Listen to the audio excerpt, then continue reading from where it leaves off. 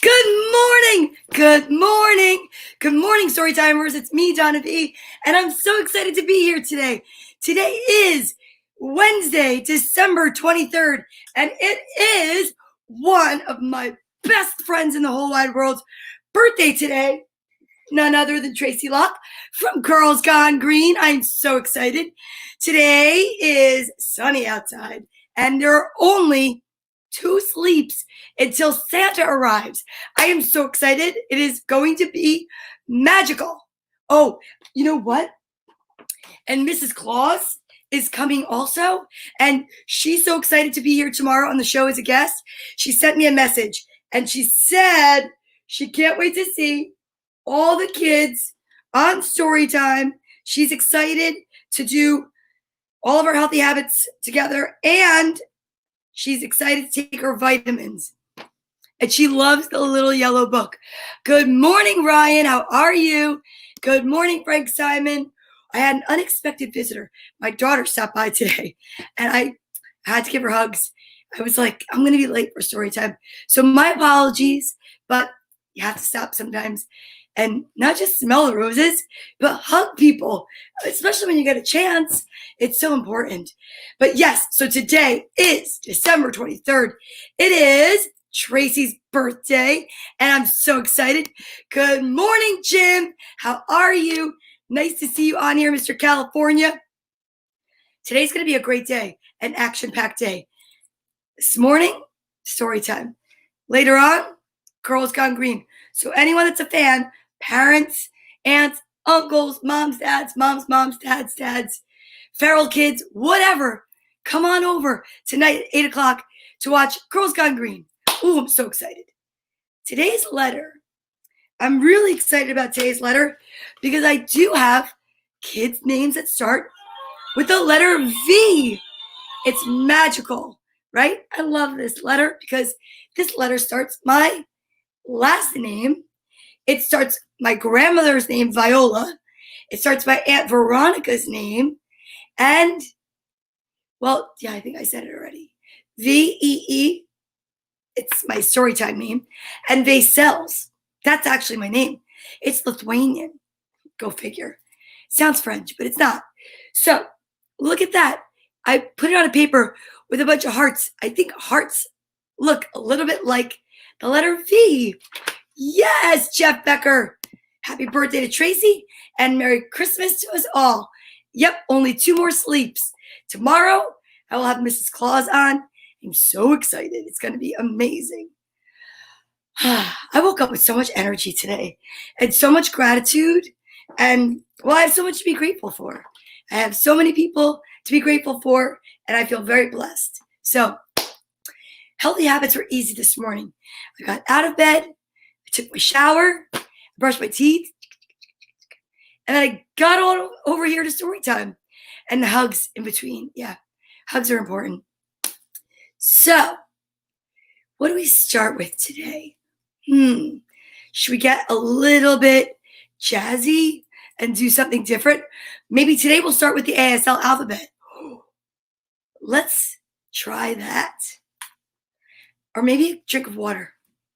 I think water is amazing.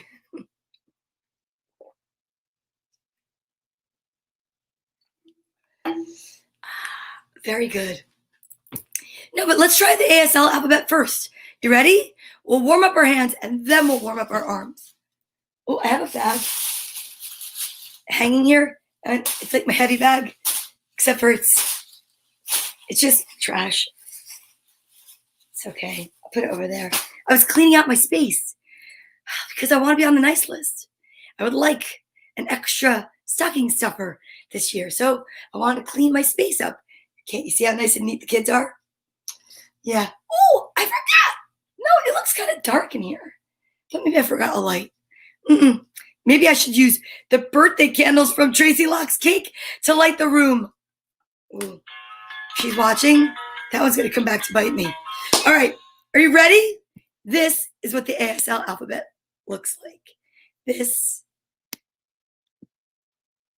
is what we've been practicing every day.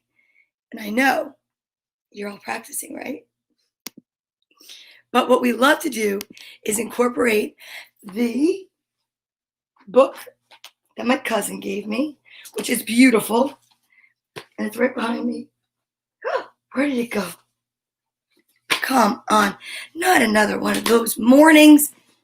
I know it's here. I use it every day. Oh, what in the haystacks? Well, you know what I'll do? This is what I'll do. Remember we first started and I did this? Hey, Tarun. So we have A, B, let's see, C, this way. I get camera backwards. D, E, F, G. Oh, this is really not working. Hold on. Hold on. You know what? I'm looking for my book. That is just pathetic. I can't do that to you. But where on earth? Oh, look what I found. I'll put that on. I know. Hello, Vanch and Vishaka. I get to say your names today. Okay. I think an elf took it.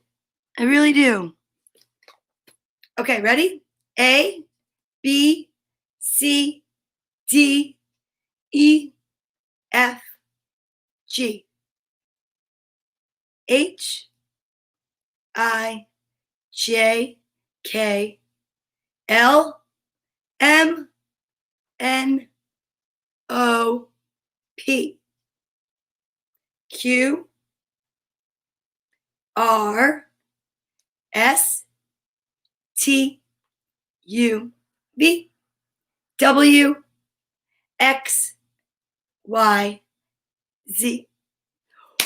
Jamie's here. Jamie, thank you so much for providing us so many more stories today. I'm so excited. My friend Jamie and her family gave us some books to donate to Storytime, and then we get to donate them after. And the most magical part was there were new Christmas books that I've never heard of there. So I'm so excited to share them with you and say good morning also, like I said, to my friend Tarun from India. And he's got daughters, Vanch and Vishaka, and they're saying hello. I'm so excited because today's letter is V, and the names are Vanch and Vishaka, Vinny, Viviana, and V. Yeah, for Violetta. Do you remember the books that we read about our chakra system? It was Marie Coppola that wrote those books about her grandchildren, and one of her grandchildren is V. What? Glenn Sellers, what's up, Rated G? Congratulations on your retirement from the fire department. That's amazing. Mwah, mwah, mwah. Congratulations. I miss you, my friend. Today is Tracy Locke's birthday. You have to tune in tonight to Girls Gone Green. We're going to celebrate her. As a matter of fact, let's just sing happy birthday to her now. Shall we? Ooh. Switching hats. Okay. Got my birthday hat, my birthday uni. Are you ready? I think we should all sing happy birthday to Tracy Locke. Here we go. Oh, Vanch is a son. My apologies. I did not know. I'm so sorry. I apologize. Hello to your son, Vanch, and your daughter, Vishaka. Okay, good. Now I know that. So this is for you, Tracy Locke, my other half on Girls Gone Green, one of my best friends in the entire world. And yes, I love it. And here's the plan. We're all going to sing happy birthday on the count of 3. 1, 2, 3. Happy birthday to you. Happy birthday to you. Happy birthday, dear Tracy. Happy birthday to you and many more. I love Tracy. She's an amazing friend, a hilarious comedian, a wonderful human being, and I love her. So here we go. Now, who's ready to work out? I know, Glenn Sellers, you're ready to work out. Okay, with that beard, because now you don't have to shave. I know all about it. See you on social media. Okay, here we go. We're starting with arm circles, alphabet, okay? 26 letters, midway through, 13th letter is the letter M, bam. I don't know if it was made like that by design, but it's pretty cool, isn't it? Then, when we get to the letter S, we switch again to the non-spaghetti arm jumping jacks. Listen, I keep doing this. By the end of the year, I'll be competing in a bodybuilding competition. Just arms, just arms. Okay, are you ready? Here we go. Arms out. A, B, C, D, E, F, G, H, I, J, K, L, M, middle, N, O, P, Q, R, S, switch, T, U, V, W, X, Y, Z. I'm keeping my arms straight, but it looks like it's bending because of my fabric. Oh no, no spaghetti arms here, but I do love spaghetti. Spaghetti is so good. Okay, now, what do we do next? Oh, it's vitamin time. All righty then, vitamin time. There are pink and there are purple. I can get two of the same, one of each. You never know. But I can tell you right now, I literally just brushed my teeth and it's going to be sour. All right. Oh, here comes Ryan's guess. He says one of each. Oh, I almost caused an avalanche over there. Okay, in my warm little hand, I have them. And then in this hand, I have A Beginner's Guide to the Universe by author Mike Dooley. For uncommon ideas for living an unusually happy life. It's true. My life is unusually happy. Even if I'm going through something, I really have to say, I have a good way to get off the rumble strips and back into the road. I try very hard. Yeah. And I think it's something that you have to work on, but it can be done. So, are you ready? Here we go. I don't know who's picking today. Mom, are you still Glenn Sellers? If you are, can you ask him to pick a number between 7 and 158 and tell the truth, Mom, if it's you or not. I want to know if it's Glenn. All right? Trusty fireman, friend, fellow comedian. Here we go. 1, 2, 3. It is a one of each day. Witchcraft. Oh, I love it. Oh, yeah, Jeannie McDonald. That's right. Happy birthday to Tracy. I hope you're watching with the baby. That'd be great. Jeannie McDonald, I'm taking my vitamins. Anyone else out there that needs to take their vitamins, now is the time. And don't forget, sign in tonight on Girls Gone Green. It's going to be fun. All right, here we go. 1, 2. Oh, you're like, why is she holding up a book? Because this is where healthy habits meet good manners. We never want to chew with our mouth open. Yeah. And we don't want to talk with our mouth full. Sometimes I used to get that backwards. Okay. Oh, Sherry Freed's here. Sherry, how are you? And Mush and Cinna are here. I have to post a video of your puppies. Merry Christmas, Danny Dipple. And Gilbert, tonight, there is going to be a premiere of Gilbert, the illustrator's gift. I got a gift, and he created something magical and special, and you have to watch Girls Gone Green to see what it is. I'm so excited. I have the chills. Oh, my goodness gracious. Okay, focus, Donna. It's story time. Here we go. 2 vitamins, 1 book. I need a page, 7 to 157. Here we go. 1, 2, 3.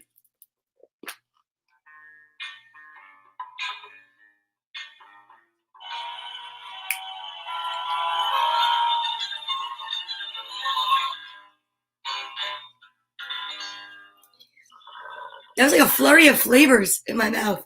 Woo! Okay, Jeannie, I'm taking it. It's 7. I love it. Thank you, Jeannie. Love Jeannie McDonald. Here we go. Are you ready? This is a great birthday message. I'm so excited. And then we'll do the alliterative sentence, I promise. Wait, that's my newsflash one. This is especially today for Miss Tracy Locke. You're not here to earn your wings. You're here because in some long-forgotten realm, you already did. You came first, before the sun, before the moon, and the stars. You chose to be here. You're who you most wanted to be. I believe that with Tracy Locke. The reason you forget who you were before this lifetime began is to much more fully be who you are now. Perfect. Reality is not that you're weak and dream of becoming strong, poor and dream of becoming rich, alone and dream of having friends. It's that you're strong, rich, and among friends, yet at times dream that you're not. Tracy, you are one of the strongest, richest, most brilliant friends I have. And I honor you today, this morning, tonight, every day, because I appreciate your friendship. So thank you. I'm so excited. I think that deserves a screaming goat.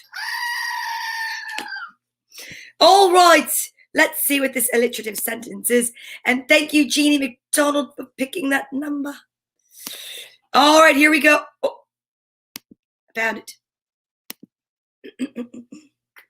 Vanessa Veracruz volunteered Victor Velagio to vacuum Vermont volcano voraciously. Or voraciously? Do you say voracious or voracious? Like Horatio. Let's see. Vanessa Veracruz volunteered Victor Velagio to vacuum Vermont volcano voraciously.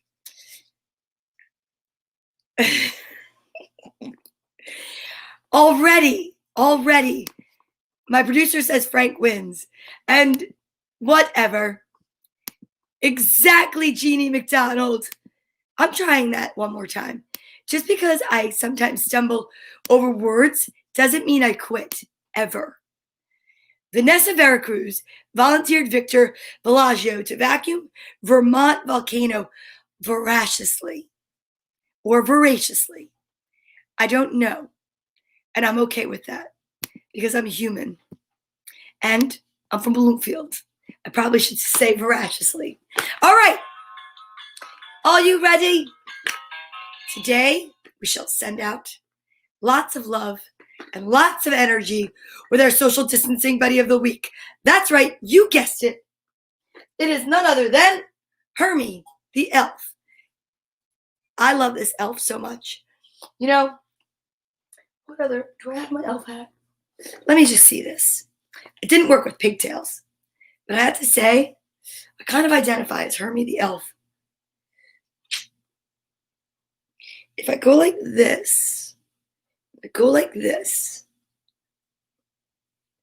and I go like this, we kind of look alike. When my hair was blonde, it looked more like him. Okay. I'll wear it like that for him. It's not exact, but it's fine. Okay. Today, we will send many, many birthday wishes because I'm sure today's not just Tracy's birthday, but in our world, it is just Tracy's birthday. And we know that there are people in this world that are celebrating birthdays this close to Christmas that sometimes do not enjoy sharing it with Christmas. And I've often wondered, isn't that interesting? I think that we need to embrace that it's near Christmas. And happy birthday, Tracy Locke from Nancy Crow. And yes, he is a dentist. Okay? And I love your Juan Epstein picture. Okay, he is a dentist. And he's not a hairdresser. He is a dentist. And she loves going to the dentist. I love going to the dentist. But there are many people that celebrate their birthdays near Christmas and are very upset about it. Here's what I say. Take all your birthday money and wait for the after Christmas sales and go shopping. That and just consider it a big party, a guaranteed party. That there's lights. I would go down the street and say, look at all the homes decorated. I think it's awesome that people decorated the block for me. It's just in the way you look at it. Okay, so today we'll send out love and light and laughter and joy to those that are celebrating a birthday near Christmas or New Year's, and those that need a little extra hug today, because perhaps, okay, I won't say anything. I don't even know who it is. It just comes up as Facebook user, and you're sneaking in. Why am I whispering? I don't know. I don't even know who you are. That's amazing. So, happy birthday, Tracy. I wish you all the love and luck for the new year. I wish you happiness and joy always. I wish you peace, harmony, and a really good wrinkle cream. On the count of 3, from your head and your heart and your whole being, we're going to send a beam of white light from my heart chakra to yours and yours to mine. Are you ready? Here we go. 1, 2, 3.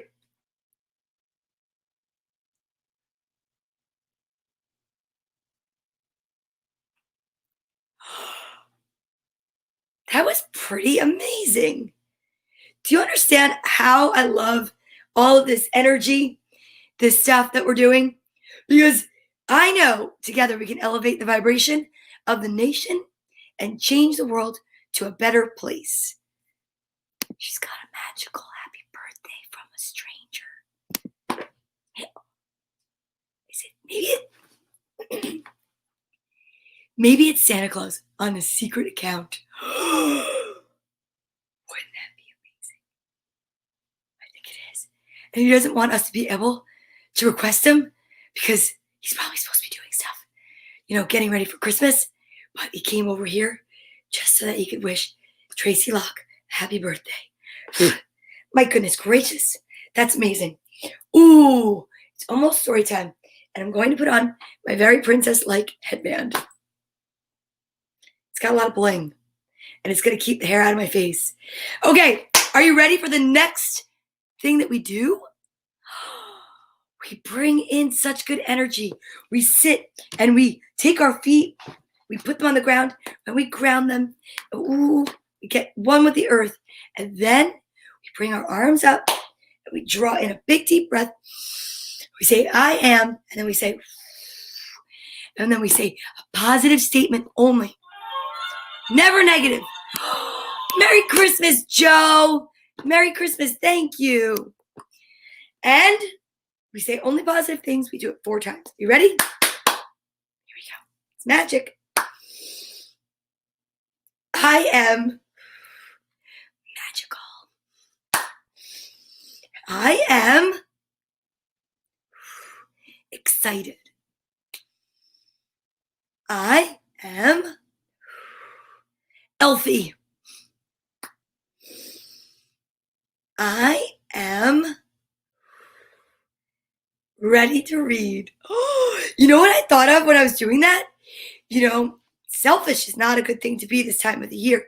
But if you remove the S and put it on Santa, it becomes elfish.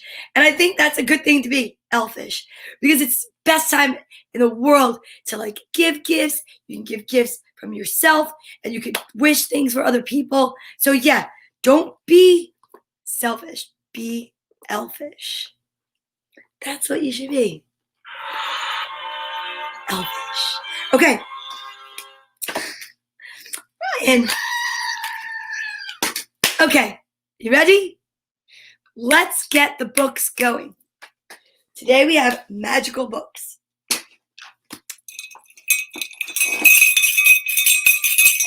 Christmas theme is continuing.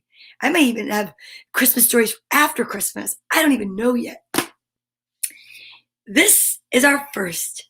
It says, I love Christmas. Oh, that's sweet. In love? No, I love. Okay. Noodles. Aw. What a cute little puppy. It's Christmas time. Everybody is so busy. I love that word, Christmas time. It's one word. I'll see you later, Jeannie. Have a great day too. Okay. Can we go for a walk? Uh-oh. It looks like Noodle's got to go. Can we play ball?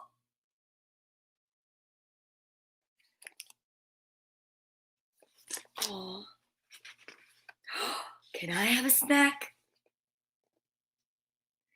Ooh, I love the star cookies.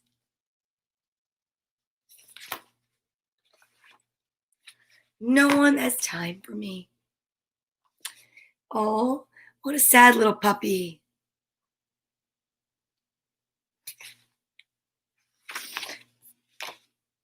I don't like Christmas.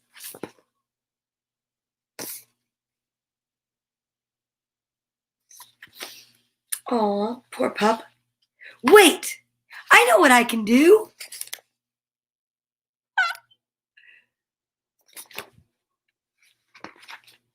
I can join the Christmas fun.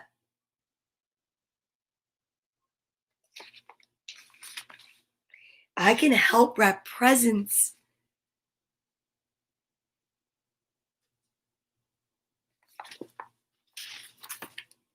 And I can make holiday cards.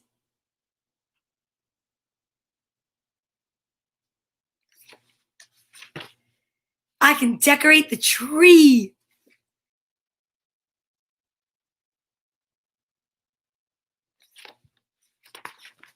And I can make Christmas music.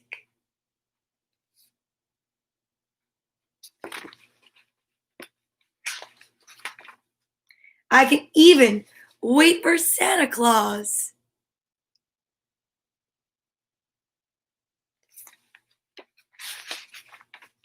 Oops, I forgot. There's something else I can do.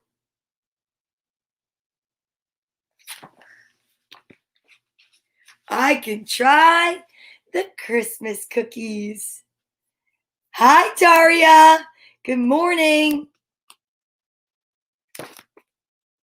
I love Christmas. I'm so excited everyone's here. Thank you so much for joining. If it's your first time, welcome. If not, welcome back. We're here live Sunday through Friday, 10 to 11 on Facebook, on Periscope, and YouTube. But remember, Periscope is going away, so don't forget to go over to YouTube and subscribe. And don't forget, tomorrow, Mrs. Claus will be here. I'm so excited. You know what? Mrs. Claus is going to come on, and she's going to go through our healthy habits, and she's going to talk to us about vitamin time. She's even picking the page from the little yellow book. Oh, that's very nice. Somebody from Periscope thinks I should be president. Well, that's lovely, but I don't know, because no matter who's in office, they don't seem to have as many fans as Storytime with Donna Vee, and I prefer to be loved. Okay, are you ready? I have two amazingly awesome books that just look so pretty. Look at this book. It's why I wore my crown today. It's called Holly Claus, the Christmas Princess. Wow. When a book comes with a jacket, take it off, gently place it down. We invite the book to stay so that we don't rip it. And then when the book goes back on the shelf, put the coat back on. Yeah, book jacket, get it? Okay, here we go. Ooh, look at all the crowns. Ooh, look how pretty the pictures are. Wizards. Aw.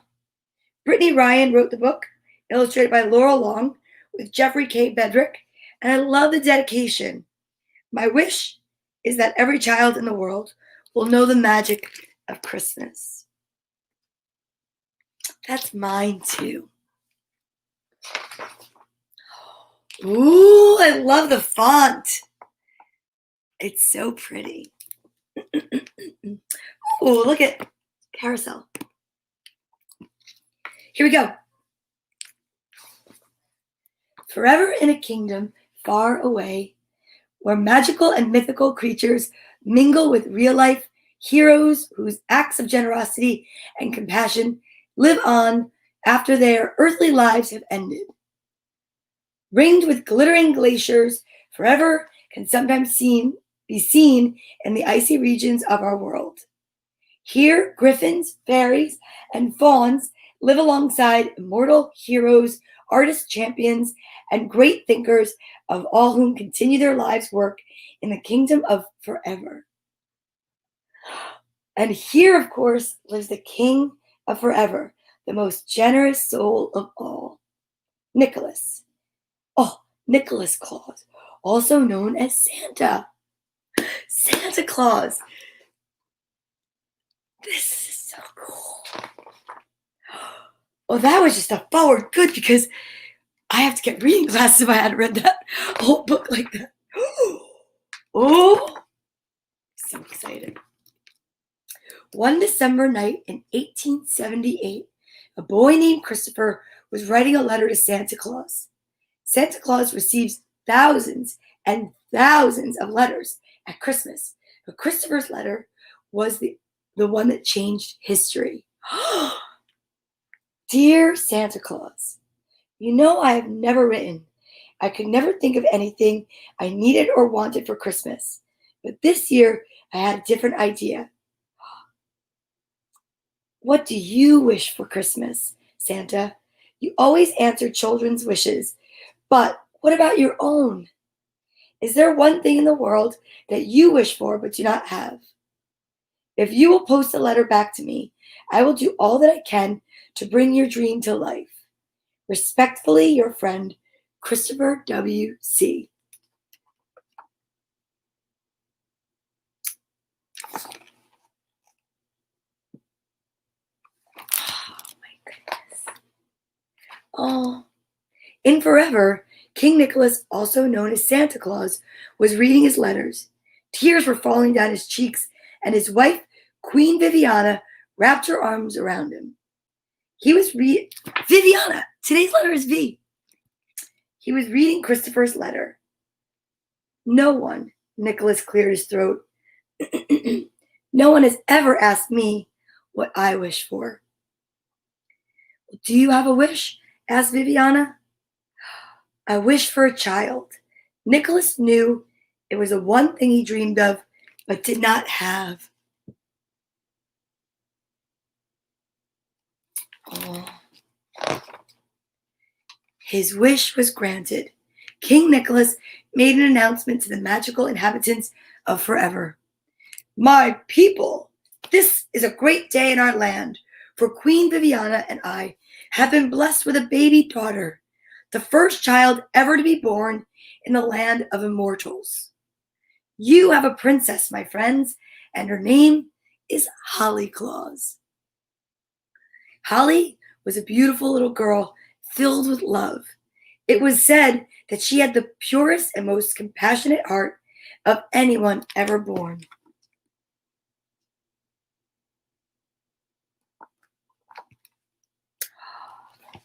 Look at the artwork.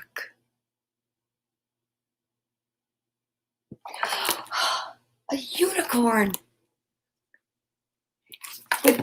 Wait, well, it's Pegasus, but ooh. Far away in another world, there lived an evil warlock named Hurricane, who had once lived in forever. Because of his acts of cruelty, he had been banished from the land of the immortals and cursed with a painful band around his head and the loss of his powers. The curse could be broken only if he were to be loved by a pure heart that would be freely given to him. Oh, look at that guy.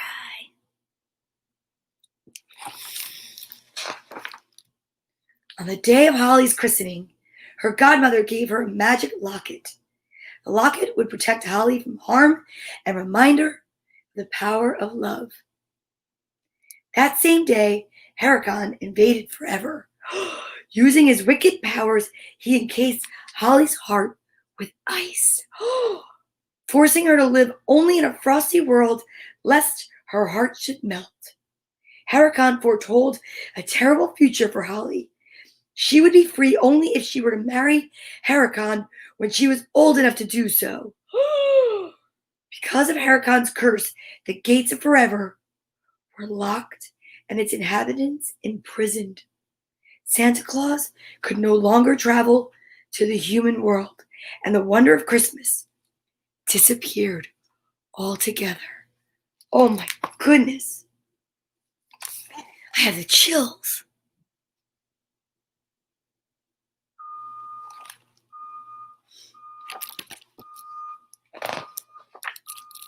It's my heart alarm. Holly grew up in Forever, but she was often lonely without human friends to play with.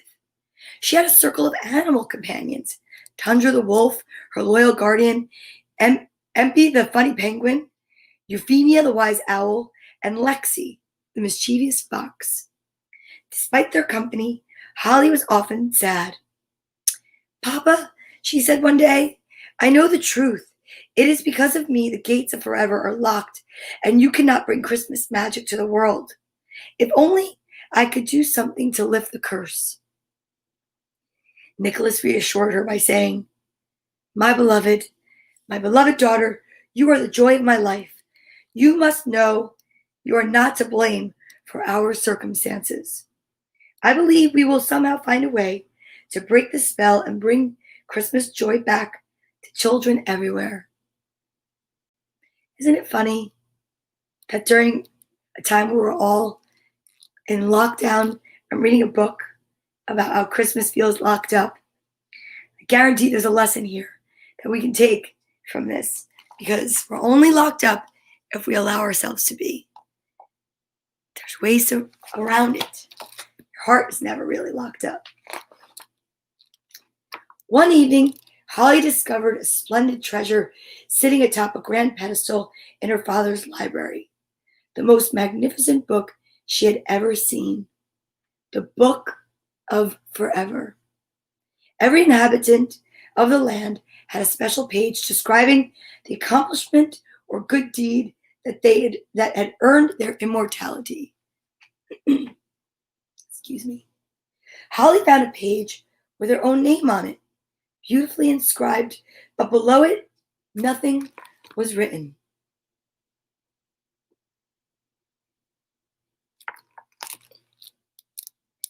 "But why is my page blank?" she asked her father. "It will be filled in time," he assured her. "How?" inquired Holly. "Well, one day you'll perform a unique act of kindness for the people of the world, and your generosity will be recorded here." Nicholas replied, "It is your life's purpose, and it will be made clear to you when the moment is right." Holly wondered how she could perform this special act if she could never leave forever.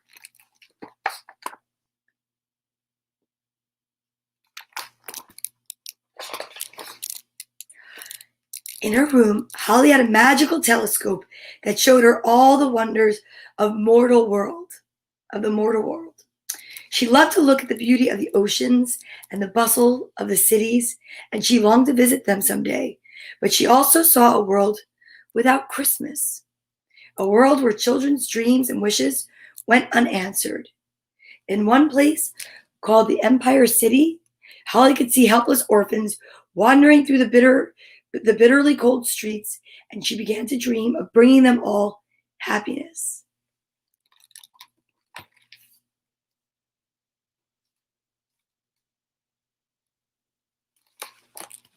Thank you. Holly found herself thinking more and more about the Empire City. She felt drawn to it by a force she did not understand. Yet she could not ignore it either. Might her life's purpose, the one that would earn her immortality and fill her page in the book of forever, be fulfilled there? But how to make the journey? It will be made clear to you when the moment is right, her father had said. Finally, one night before Christmas Eve, Holly awoke to discover the sky glistening with a wondrous rainbow. Oh, look at that.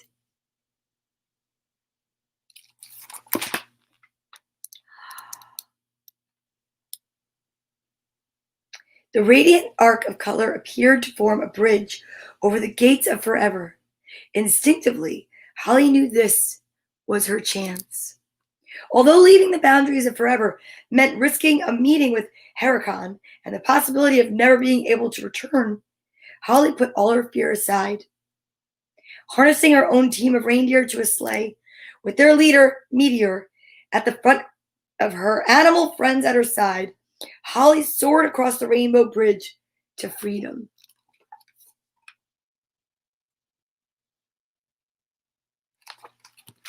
She knew she had to leave home in order to find out that going back would be better if she left. They arrived with the dawn. The snowy Empire City stretched out beneath Holly, glowing with light and its own spirit. Gently, softly, the sleigh landed in Central Park. A ragged band of children was huddled around a small fire, and Holly approached them. She explained that she was new to the city, and one of the orphans, a boy named Jeremy, offered to help her find a job and a place to live.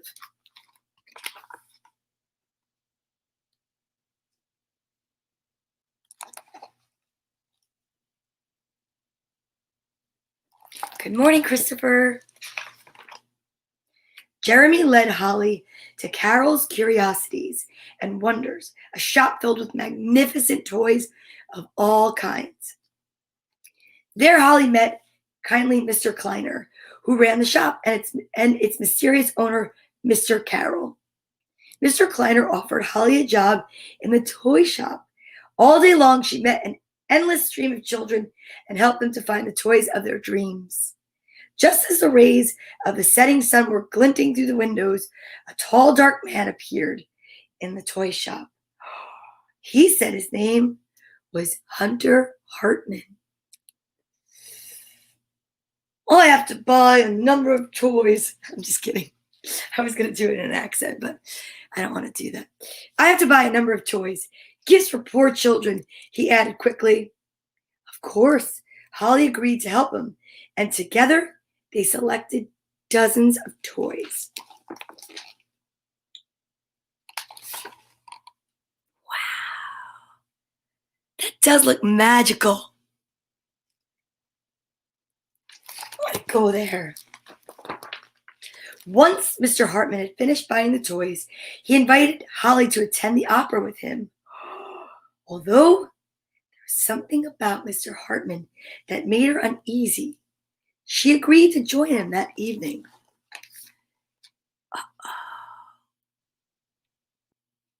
He looks a little like Josh Groban.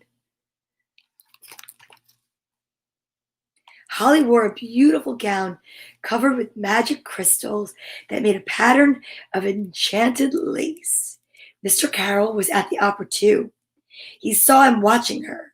Holly saw him watching her, and she felt as if they had known each other forever. After the performance, Mr. Hartman tried to entice her to remove her locket in exchange for a magnificent necklace of diamonds and pearls. All at once, Holly realized that Mr. Hartman was really Heracon in disguise, trying to trick her, and she refused to remove the locket. Good job. Don't fall for it, Holly. Holly fled from Mr. Hartman and returned to the toy shop. It was late at night as she walked up the stairs and discovered a richly carved door.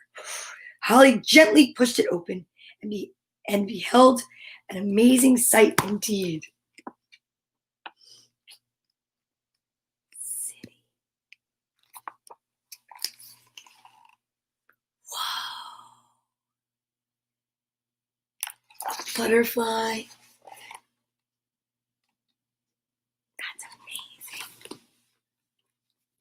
Mr. Carroll was standing on the other side as if he had been waiting for her. He showed her around his secret workshop. Holly was astonished by the hundreds of toys and inventions that bobbled and buzzed across the floor, through the air and up the walls. Mr. Carroll and Holly talked late into the night about the wonder of the toys he had created. "This reminds me of Santa's workshop in Forever," she told him. Oh. A strange look came over Mr. Carroll's face. "Don't you believe in Santa Claus?" Holly asked. "I did when I was a boy," he replied. "I even wrote Santa Claus a letter once asking what he wished for. And I got an answer." He laughed and pulled a dusty, unopened letter from his desk to show her. "But I never opened the letter. That was the Christmas my mother went away, and I stopped believing in everything." Suddenly, Holly realized who Mr. Carroll was. "You are the Christopher W.C.?" she said. "It was your letter that made my father's wish come true? And I am the child he wished for." Oh my goodness! Did not see that coming. Well, I did right then, but Holly told Christopher the truth, the story of her life, everything about the kingdom of Forever and Hurricane and his curse, and Santa Claus, her father. But Christopher did not believe her. It all sounded preposterous to him. Christopher! Holly knew that Hurricane would be back, and because she was in love with Christopher, she worried that Hurricane might try to hurt him. The only way to ensure his safety would be for her to leave the toy shop altogether. Taking the locket from around her neck, she gave it to Christopher. "I know you do not believe me," Holly said, "but promise me you will keep this forever. It will protect you as it has protected me." "I want to know what's in the letter from Santa Claus." Oh. Holly left Christopher alone in his workshop. Feeling sad and confused, he opened the letter. Bingo! "Dear Christopher, in your letter you asked me a question that I had never before been asked. I thought that you should know my wish. It was for a child of my own. Because of your selfless love and willingness to give instead of receive, I have been blessed with a daughter, Princess Holly, and your name will be inscribed in the book of Forever. Your admirer, Santa Claus." I'm not crying, you're crying. Christopher Winter Carroll stared at the yellowed paper. He knew now that Holly had been telling the truth. For a moment he stood still. He must find Holly, for he held in his hand the locket, the one thing that would save her. He dashed from the shop.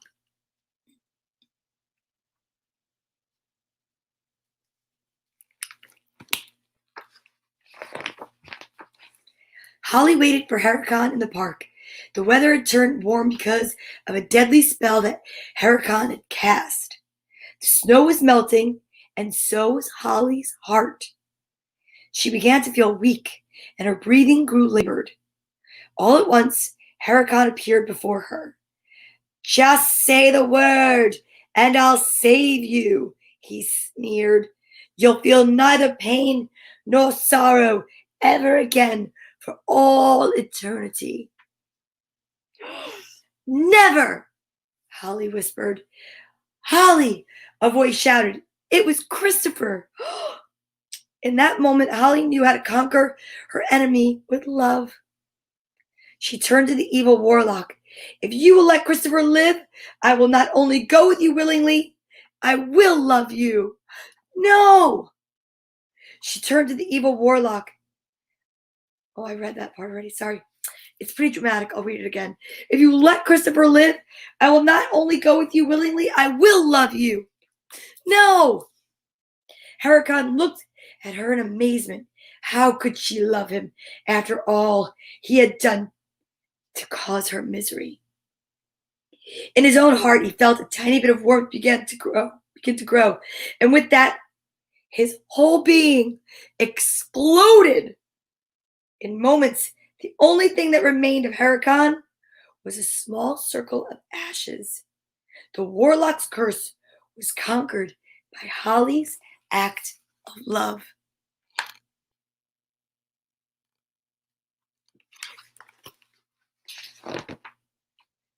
Far away in the kingdom of forever, the big gates swung open. At last, Santa Claus could once again bring the magic of Christmas to the world. Joining hands, Christopher Winter Carol and Holly Claus stepped into the sleigh that would take them home. Inside the king's library, shimmering words began to appear on the page that had always been blank.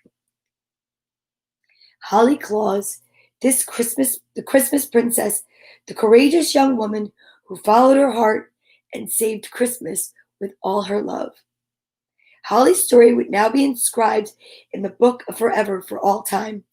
Now every child in the world would know the magic of Christmas forevermore. I love this from the desk of Holly Claus. My story does not end here. The magic continues. I live in the land of immortals, in the kingdom of forever. I would love to hear from you. So please send me a letter at the following address: Holly Claus, the Royal Palace, the Kingdom of Forever, the Land of the Immortals, 90209-01225. Yours in enchantment, Holly Claus. And you can even go to www.visithollyclaus.com.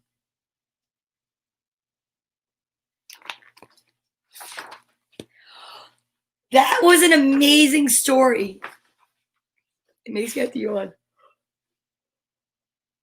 That was a lot of talking, which makes me yawn. Okay, well, we have to have our third book. There's 2 days till Christmas. We most definitely have to read our third book. I'm very excited about this book. Thank you, Ryan. He gave me a round of applause. This is called The First Christmas Stocking by Elizabeth Winthrop, illustrated by Bagram Ibatulin. I don't know. Ibatulin. I have no idea. My apologies. Okay.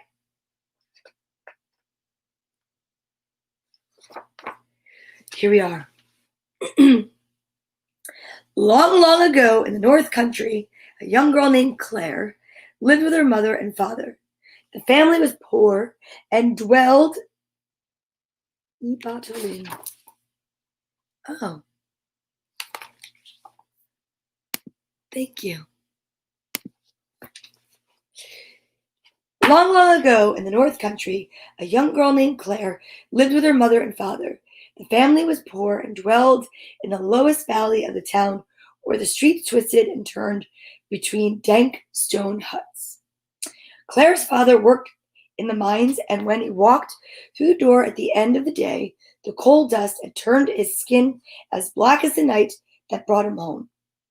Claire's mother was a knitter, famous for miles around. The rich people who lived at the top of the town brought her wool of all colors, weights, and she made hats for round-headed children and waistcoats for portly bankers and gloves for daintily fingered ladies.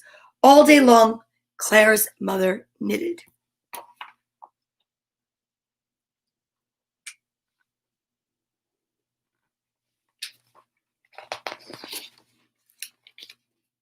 Because the sun rarely found its way to their door, they lived out their days in eternal dark.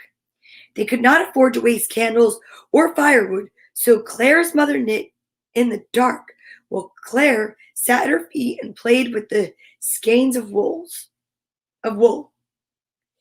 When the child grew restless, her mother would pull Claire into her lap, tuck her cold feet into the folds of her dress, and continue to rock and knit. Claire would be lulled to sleep by the beat of her mother's heart, and the slip and the click of the needles. That's magical.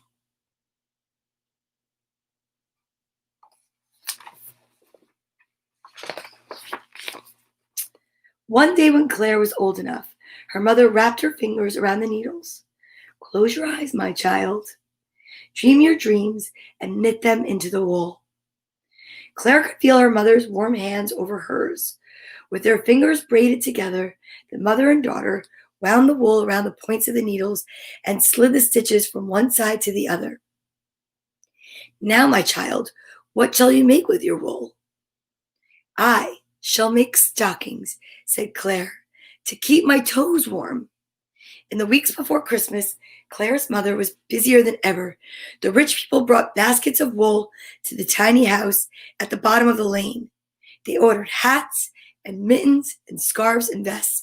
And when the people saw the stockings Claire had knit hanging above the hearth, they said, "Oh yes, and I'll have a pair of those too." So Claire and her mother knit side by side, day after day, in the deepening darkness.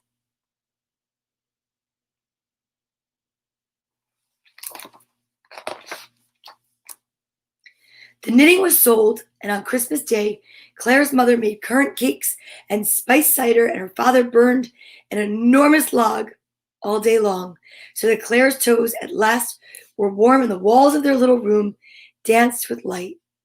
Claire's mother laughed, and the church bells rang, until Claire did not know which glorious sound came from outside the windows and which came from inside her heart.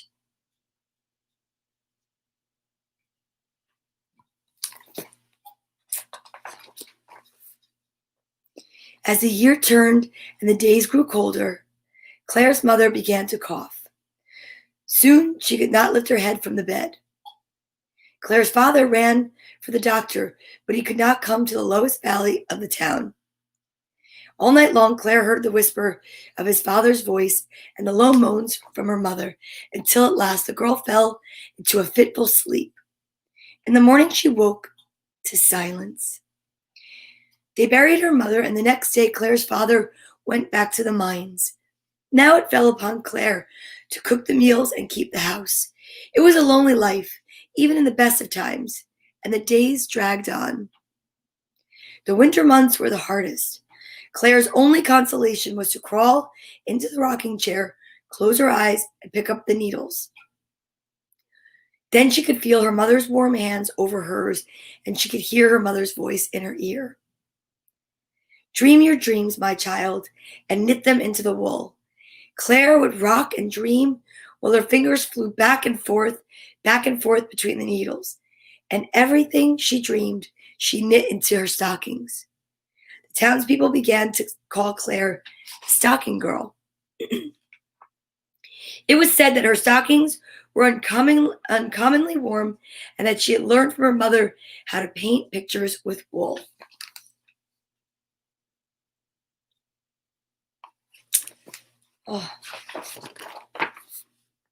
One afternoon, there came a knock at Claire's door. She opened it to find a tall, thin-lipped lady with her skirts lifted high above the mud of the doorsill. Behind her stood a servant girl, clutching two baskets in one hand and the back of her lady's skirt in the other. "Are you the stocking girl?" the lady asked. "That I am," said Claire. "I want you to make stockings for my 3 children for Christmas. I have brought the wool." The lady snatched the baskets from her servant girl and thrust them into Claire's hands. "But Christmas is only 2 days hence," Claire said. "I shall pay handsomely," the lady said. "I live in the red house at the very top of the lane. It is the biggest house in all the town, so you shall know it when you see it. You must deliver the 6 stockings to me by 6 o'clock on Christmas Eve." I shall try, ma'am, Claire said, although she wondered how she could possibly knit 6 whole stockings by the day after next. It's the 23rd right now. Yes. Without another word, the haughty lady made her way back up the muddy lane, while the servant girl skittered along behind her, lifting her ladyship's skirt this way and that.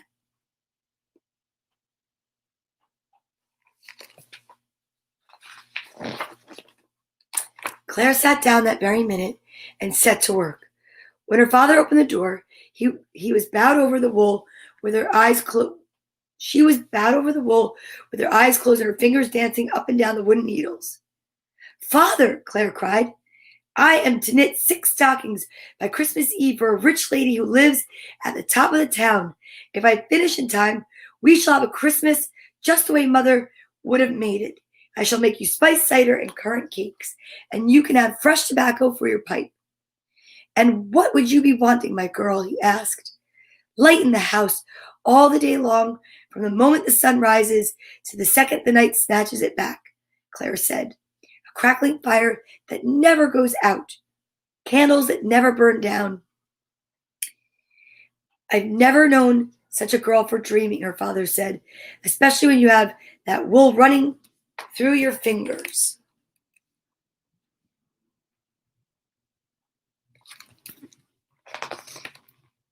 Claire knit until she fell asleep. When her father rose in the morning, he shook her gently awake and gave her a cup of hot tea before he left the house. By evening, Claire's back was sore and her legs stiff. Outside, the wind screamed up and down the narrow streets. Again, when her father came home, he found Claire sitting in the dark and the cold, and the only things moving in the dark, the dank, low room, were his daughter's fingers and dreams inside her head. He slid the needles from her hands and carried her to bed. At last, at the end of Christmas Eve day, the stockings were done. Claire laid all 6 of them together in a basket and lit a candle. When she saw for the first time the picture she had painted with the wool, she clapped her hands in delight. On the stockings, flames flickered and candles burned, and light streamed everlasting through the open windows. And here, children were dancing around a bonfire, and there a jolly old man was ringing the bells of Christmas. And everybody was smiling, everybody was warm. Surely these were the best stockings she had ever made. Look at that.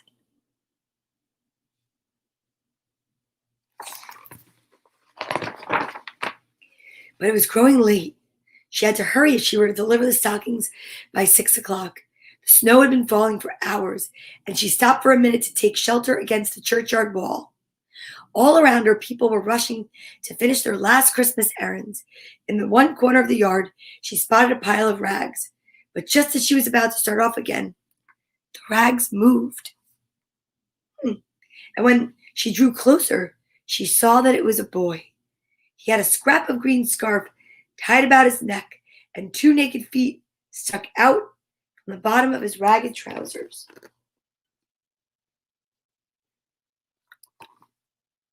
Please, said a thin, reedy voice, I'm so cold. Have you nothing in your basket to warm my feet? Of course she had, but the stockings were spoken for. She hugged the basket closely against her. Have you ever been cold? He asked. I've rarely been warm, Claire answered. Then you know what it's like to not feel your feet. Oh. She turned away and plodded up the steep hill, her head bowed against the wind. At the top, she looked back. Still, the people were keeping their distance from the small, cold boy with feet he could no longer feel. Perhaps the rich lady would not miss 1 pair of the stockings. Claire told herself as she hurried back down the hill. With the money from the 2 pairs, she and her father would have enough for half a day of warm fires and an hour's worth of candles and a small pouch of new tobacco. It is almost 11. I just got an alert. It's wish o'clock warning. Here, boy, she said as she pulled 2 stockings over his toes, around his heels, and all the way up his knees. His eyes grew wide with amazement. "These stockings are magic," he said. "Why, the heels of my feet are resting on the warm stones of a kitchen hearth, and my toes are sunk in a puddle of hot summer mud." Claire smiled. "You're dreaming my dreams, boy." Then she saw his skinny chicken bone fingers were blue with cold, so she knelt down and pulled 2 of the stockings over his hands and up his arms to his elbows. "These are even better," he said. "I can feel the strong grasp of my father on one hand and the tight circle of my mother's fingers round the other, and it is certain they will never let go of me again." Claire closed her eyes for a moment and heard the beat of her mother's heart. "You're dreaming my dreams, boy," she said again, and she rose. She saw how each separate strand of his snow-covered hair clung to its icy neighbor. So she drew another stocking over his head.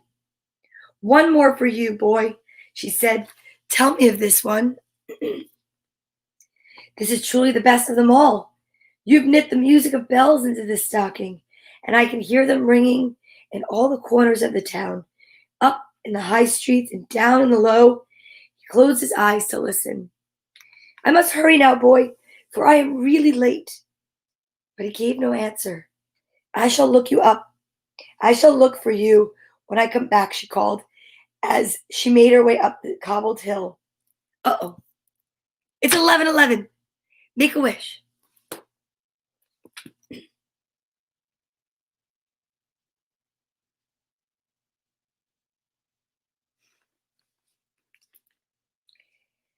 "I shall look for you when I come back," she called, as she made her way up the steep cobbled hill. The last she saw of him was the foot of one wool stocking waving at her like a flag from the top of his head.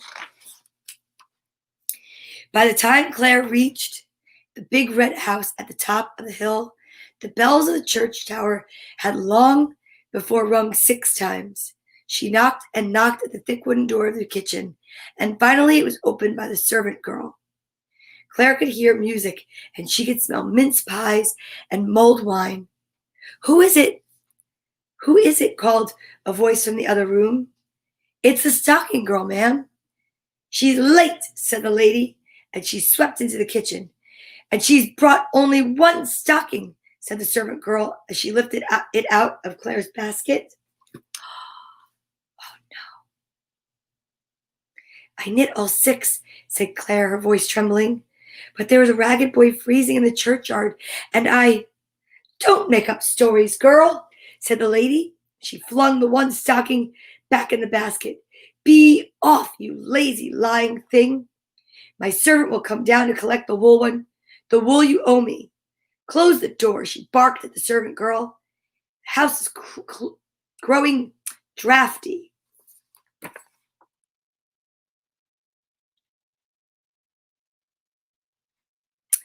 Oh no. Even after the door had been slammed shut, Claire could hear the music playing more loudly than before. She made her slow way down the snow-covered hill. Now there would be no fire to burn for Christmas Day, she thought. No spiced cider or cakes, no light in the house. At the corner of the churchyard, she turned in to see the boy, but the rag pile was gone, and the hollow his body had made in the snow had been smoothed over by the wind. Perhaps someone had picked him up and carried him home to warm him by the fire. She hurried on, for her father had already started up the little lane, calling her name. She ran into his arms, and he carried her inside. "Where have you been, my child? You are soaked through." Claire was crying so hard she could not speak. He helped her change into dry clothes. He hung her last stocking above the hearth. "Our neighbors have given us the largest log from their woodpile," he said. "Our Christmas fire shall dry your stockings and warm your cold toes."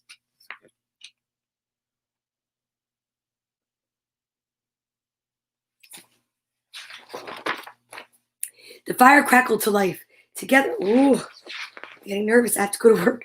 The fire crackled to life. Together, Claire and her father sat in the rocking chair while she told him the story of the boy. Those stockings were the prettiest and warmest I've ever made, Claire said, but the children at the top of the hill would never have noticed. They already had music and mince pies and crackling fires. Your stockings are keeping that one boy very warm, said the father. Your stockings are keeping that one boy happy.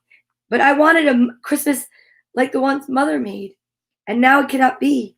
No candles, no currant cakes, no tobacco for your pipe, and Mother is never coming back, Claire said at last. But she never left. Her father whispered in Claire's ear, your mother is knit into you, just as your dreams are knit into the wool. Lulled by the beat of her father's heart and the pop and crackle of the wood, Claire finally fell asleep.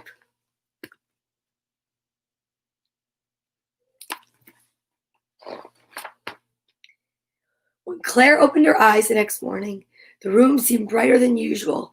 Her one stocking was still hanging above the fire, but it was bulging from top to bottom. She tiptoed over and lifted it down. Inside she found a pair of furry slippers, a pouch of tobacco, a bottle of cider, mulling spices, 2 currant cakes, and the wool she owed to the lady in the house at the top of the hill. The best presents of all were tucked into the foot of the stocking.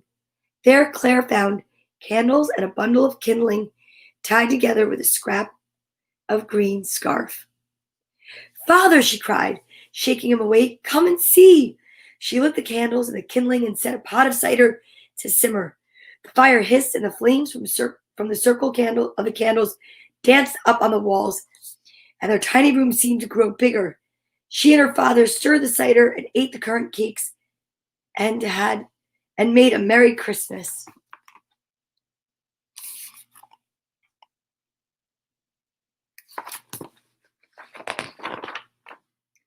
All through the afternoon and into the evening, the candles burned, but the wax never dripped, and the wicks never sputtered.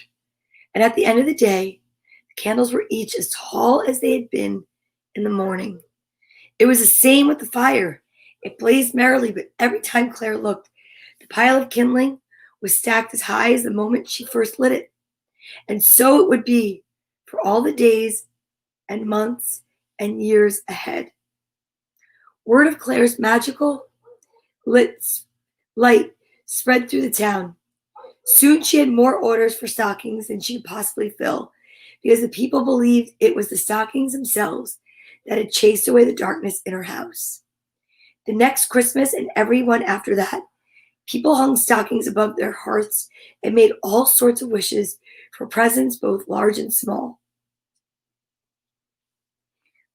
And as it happens with wishes, some came true and some did not. Oh goodness, these Christmas books. They get to me every time.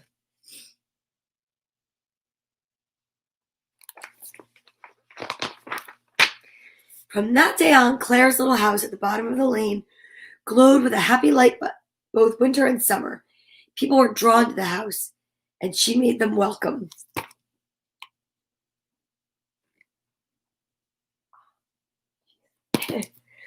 Claire could often be found rocking in her chair with her eyes closed. Man, I'll take a drink. Still dreaming her dreams and knitting them into wool.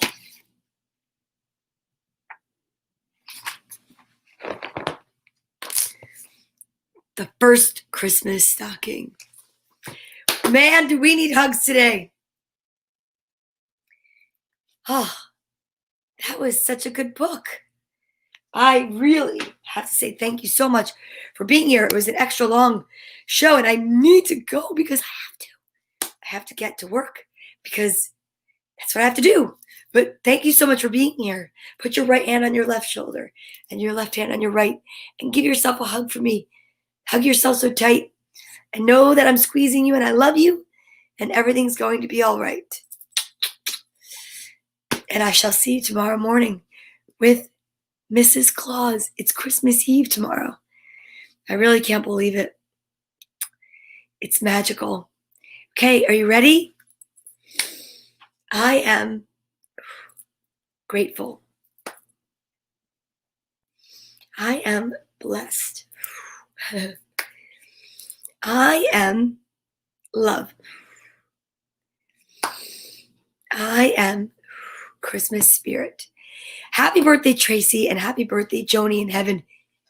And may you have a wonderful day. See you in the morning.